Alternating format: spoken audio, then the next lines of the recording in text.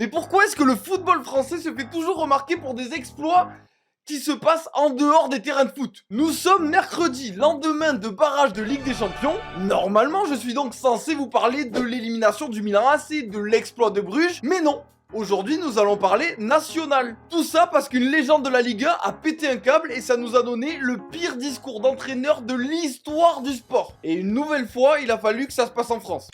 Je suis abattu. Alors pas le choix, on oublie la Ligue des Champions et nous on file à Châteauroux, mais juste avant, oublie pas de t'abonner, tous les jours je te raconte des histoires de foot. Bienvenue en 3ème division française. Championnat où le dernier du classement c'est Châteauroux. Équipe qui la semaine dernière est allée jouer à Quevilly. Un match dont on n'aurait jamais dû parler. Sauf que hier, le TikTok du club a publié cette vidéo. POV, le coach lâche une masterclass. À première vue, ça donne envie de regarder la vidéo, hein. Surtout que l'entraîneur de Châteauroux, c'est Chris, légende de l'OL, grand défenseur central qui est devenu entraîneur depuis 2017. Pour l'instant, certes, c'est pas le plus grand entraîneur de l'histoire, hein. Vous vous doutez que vu que Châteauroux est dernier, son bilan, il doit pas être fou.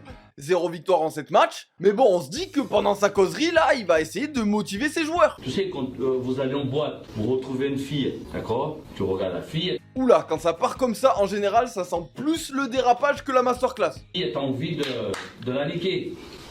Comment ça, mon ref? Ah oui, ok, deuxième phrase, le constat est déjà simple. Il faut interner ce type. Et c'est ça aujourd'hui. On doit regarder en face pour les niquer. Toute cette comparaison pour ça.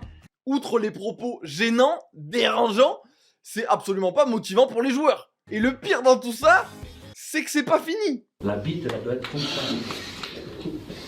Mais quel enfer, je sais pas ce qui m'effraie le plus entre Chris déjà, hein, lui il est bien effrayant, ou le fait que le championnat national là il va bientôt devenir professionnel, ça fait pas très pro, ou le fait que les joueurs après ça ils sont allés gagner le match alors qu'ils gagnent pas un match, ou pire encore, le mec de la com de Châteauroux qui s'est dit, ce discours là, ben on va en faire un TikTok et on va le montrer à tout le monde parce que ça sent la masterclass. Pourquoi il faut toujours que ça tombe sur nous? Pourquoi on peut pas parler de Ligue des Champions tranquille?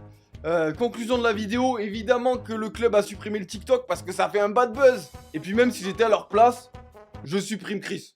Voilà.